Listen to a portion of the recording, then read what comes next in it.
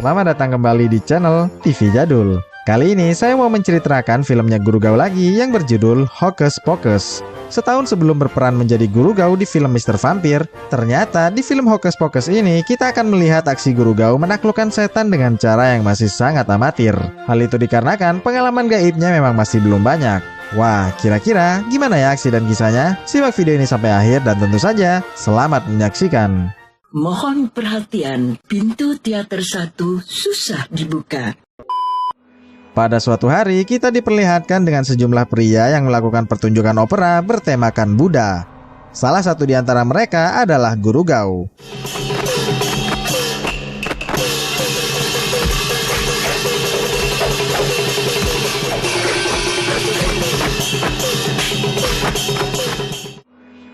Usai pertunjukan, Guru Gau menerima bayaran operanya dengan nilai yang sangat tinggi. Mereka sangat berterima kasih karena Guru Gau mau menghibur mereka yang ada di tengah hutan. Usai dibayar, Guru Gau pun pergi tidur dan beristirahat. Keesokan paginya, Guru Gau terkejut bukan main karena dia terbangun di tengah alam liar. Ternyata orang yang mengundangnya semalam adalah hantu. Dan disinilah awal mula Guru Gau mengenal dunia gaib. Beralih jauh ke masa depan, sambil berjalan ke tempat pertunjukan, Guru Gau mengisahkan kejadian ganjil itu kepada murid-murid opera barunya. Lalu salah seorang muridnya bernama Kuang mengaku sama sekali tak percaya kepada hantu. Walhasil Ahkuai pun menjegalnya.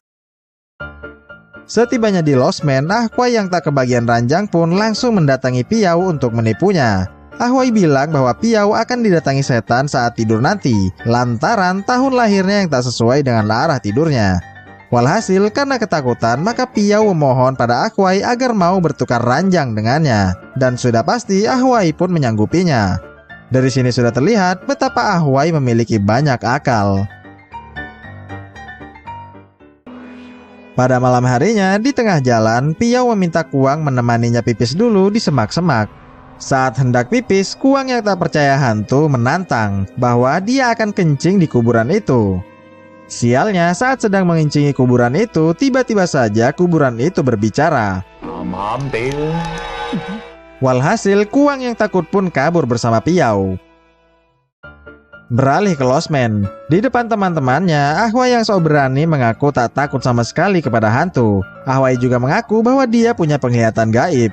Ahwai bilang agar teman-temannya tak perlu takut kepada hantu selama mereka tak melakukan kejahatan.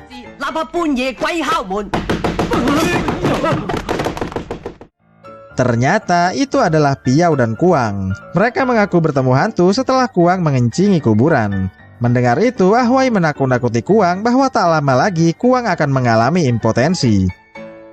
Lantas Piau bertanya bagaimana cara menyembuhkannya. Ahwai bilang bahwa Kuang harus memberikan persembahan makanan enak pada kuburan itu malam ini juga.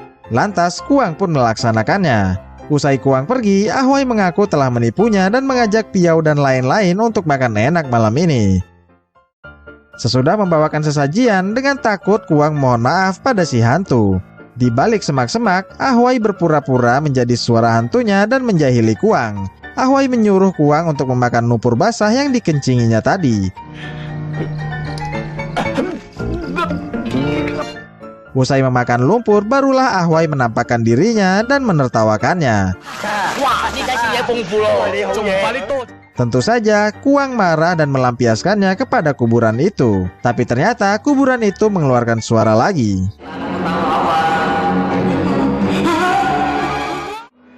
Sebelum memulai pertunjukan, agar berjalan lancar, Guru Gau memimpin tim operanya melakukan ritual pemujaan terhadap dewa.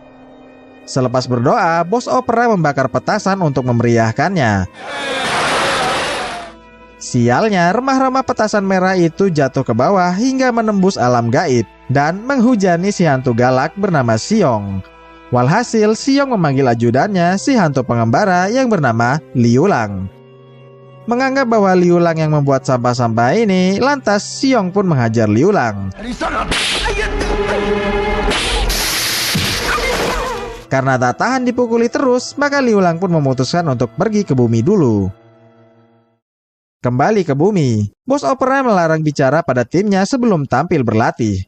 Mendengar itu, lantas Kuang menyindir Chia, si bintang utama di opera ini yang kadang melanggar aturan itu. Cia pun tak terima dan bilang bahwa hak istimewanya itu diperoleh karena dia tidak bokek seperti Kuang. Lalu Ahwai membela Kuang dan menyinyiri balik si Cia itu.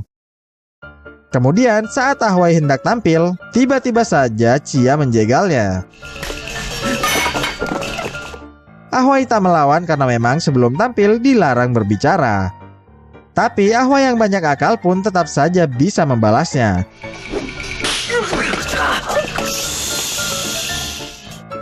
Selanjutnya tampillah Ahwai di panggung opera. Rupanya Lulang sudah di bumi dan menyaksikan pertunjukan itu juga. Selepas pertunjukan, Liulang terlihat bernyanyi dan menari di atas panggung opera. Menyadari itu, Guru Gao yang belum tidur pun mendatangi panggung. Tapi anehnya, Guru Gao tak mendapati siapa-siapa di sana. Lantas Guru Gao pun bergegas pergi.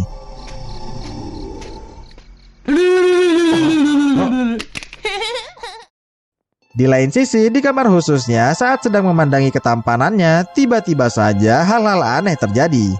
Mulai dari lampu mati, jendela yang terbuka sendiri, dan benda-benda sekitar yang bergerak acak.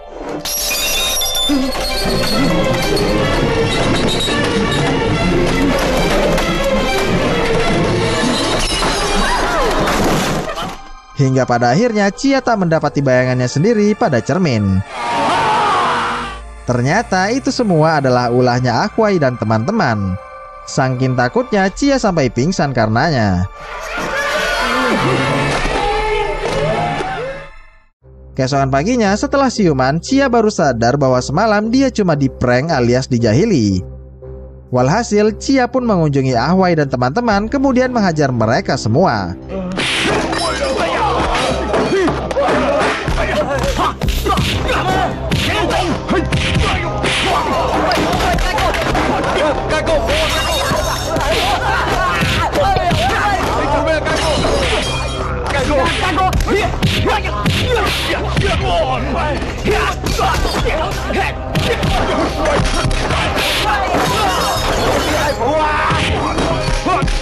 Perkelahian pun usai saat Guru Gao datang melerai mereka. Lepas itu menyuruh mereka semua pulang. Setelah kejadian itu, bos opera bilang bahwa Cia benar-benar marah. Lantas Guru Gao menyuruh murid-muridnya untuk memohon maaf padanya, karena memang Cia adalah bintang utama di opera ini. Awalnya Cia tak memaafkannya dan mengancam akan keluar dari opera ini. Tapi karena Guru Gao ikut membujuk, maka Cia memaafkannya dan bilang akan tetap balas dendam. Melihat kesombongan Cia itu, Liulang hanya bisa geleng-geleng. Selepas itu, saat para pemain sedang dandan, Liulang datang dan menjahili mereka.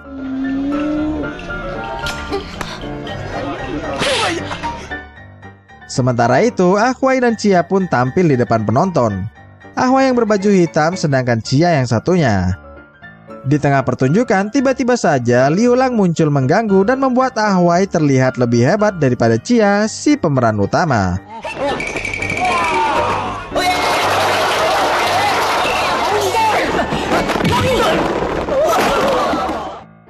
Usai tampil, Cia marah pada Ahwai yang bermain tidak sesuai cerita. Tentu saja Ahwai minta maaf karena memang tak sengaja melakukannya. Setelah itu, Ahwai dan kawan-kawan memutuskan untuk makan kue tiaw bersama-sama. Saat sedang makan, Piau menyuruh kawan-kawannya untuk melihat pria tua di seberang sana yang cara makannya sangat aneh. Lantas mereka pun menertawakannya. Usai puas tertawa, Piau mengeluarkan jurus andalannya, yaitu kabur, agar tidak membayar makanannya. Karena kesal pada Piau, maka mereka pun berniat untuk memberi Piau pelajaran. Sekembalinya mereka di belakang panggung, mereka berencana untuk menjadi hantu. Karena memang Piau sangatlah penakut. Sialnya, tanpa sepengetahuan mereka, Liulang juga ikut-ikutan menyamar jadi hantu. Singkat kisah, mereka pun berhasil membuat Piau takut hingga pingsan. Tapi akhirnya mereka bingung kenapa tiba-tiba mereka jadi ada 5 orang. Dan betapa terkejutnya mereka saat tahu bahwa sosok itu adalah hantu sungguhan. Walhasil mereka pun kabur tunggang langgang. Di lain tempat, Guru Gao dan bos opera yang sedang main catur Cina membahas kelakuan aneh Ahwai tadi. Guru Gao sudah mulai curiga bahwa apa yang dilakukan oleh Ahwai tadi adalah gangguan setan. Dan tak lama kemudian datanglah Ahwai dan kawan-kawan ke tempatnya Guru Gao. Mereka mengadu habis melihat hantu di belakang panggung barusan. Lantas Guru Gao menenangkan mereka dan menyuruh Pak Bos Opera untuk pulang dulu.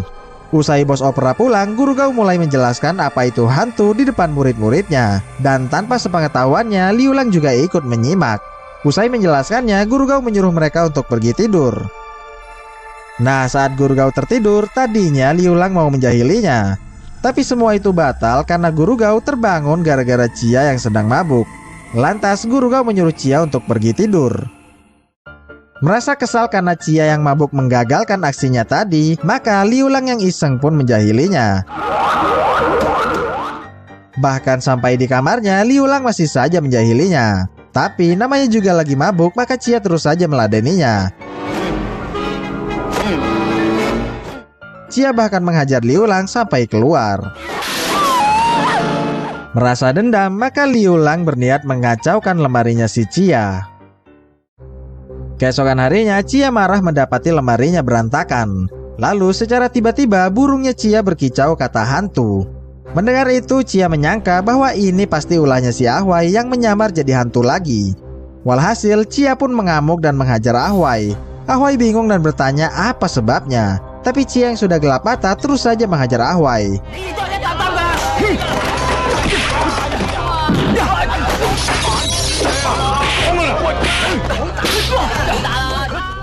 Sampai akhirnya mereka semua kaget melihat Chia yang ditarik oleh hantu dari belakang. Tak lama Chia pun kerasukan Liu Lang. Chia langsung saja bersikap aneh. Melihat itu awalnya mereka menganggap bahwa Chia sedang mabuk. Tapi saat Chia bilang mau bunuh diri, maka mereka semua sepakat bahwa Chia sudah gila. Pada akhirnya kesurupan pun berakhir saat Ahwai menyirami Chia dengan air kencing perjaka langsung dari selangnya bocah cilik.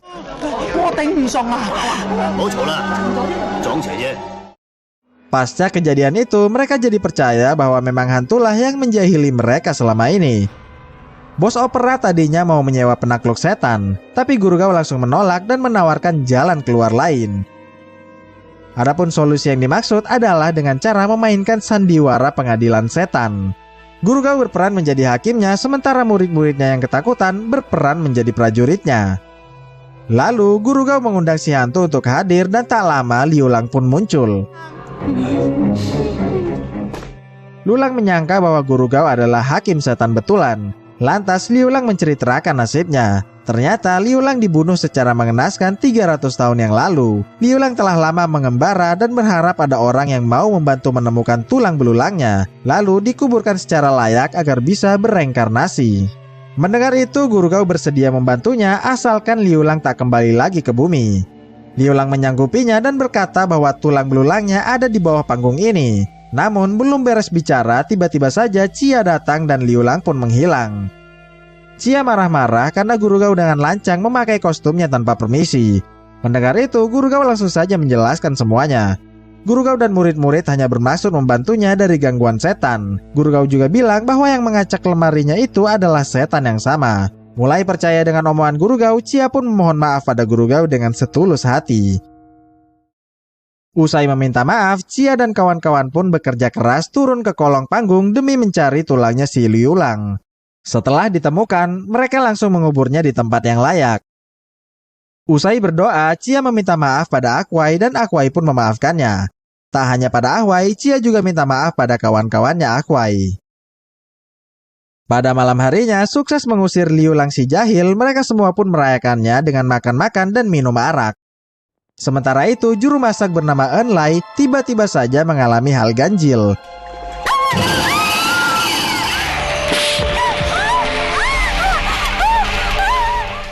Ternyata bukan hanya Enlai, orang-orang di meja makan mengalami hal aneh juga. Mulai dari ikan yang melompat, piau yang kesurupan sebentar, hingga serangan listrik dari luar gedung yang menewaskan anggota opera. Walhasil mereka pun panik bukan main. Lalu kengerian makin menjadi saat benda-benda di dalam mulai bergerak ngawur.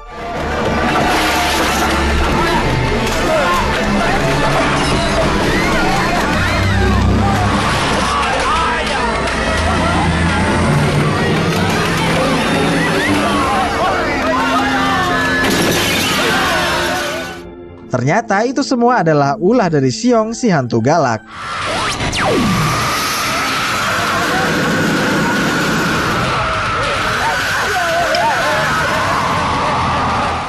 Tapi naas, upaya itu percuma karena Xiong sukses menyedot Ahwai keluar restoran. Tapi beruntung Ahwai masih hidup. Ahwai membongkar kuburannya Liulang lalu menghancurkan kendinya. Selepas itu Ahwai kembali ke restoran dan Guru Gao menghampirinya. Ahwai mengaku telah menghancurkan kuburannya Liulang karena menganggap Liulang tak tahu berterima kasih.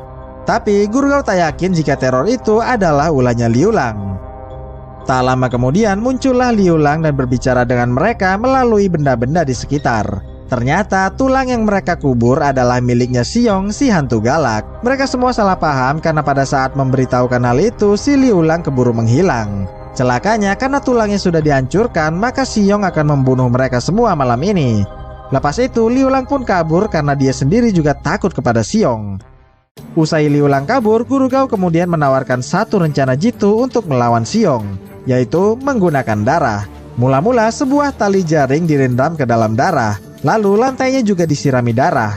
Harapannya adalah Xiong akan terjebak dalam jaring kemudian mati terbakar oleh sinar matahari melalui atap yang dilubangi. Usai menyusun rencana jitu, Guru Gao dan murid-muridnya melakukan doa dulu kepada sang dewa.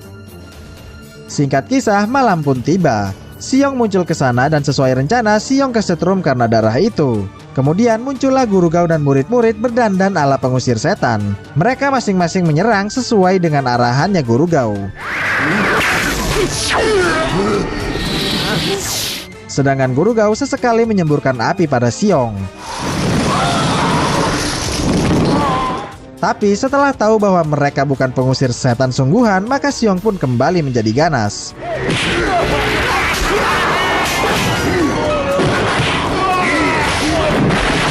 Tak ada lagi perlawanan yang berarti, termasuk juga dari Guru Gao.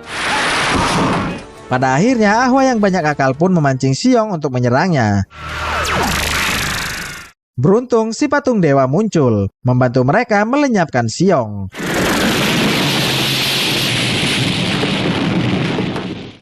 Dan film pun berakhir.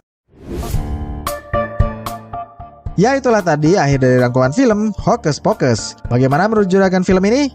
Seru nggak? Beritahu saya di kolom komentar ya. Terima kasih telah menonton video ini sampai akhir dan jumpa lagi di video berikutnya. Dah!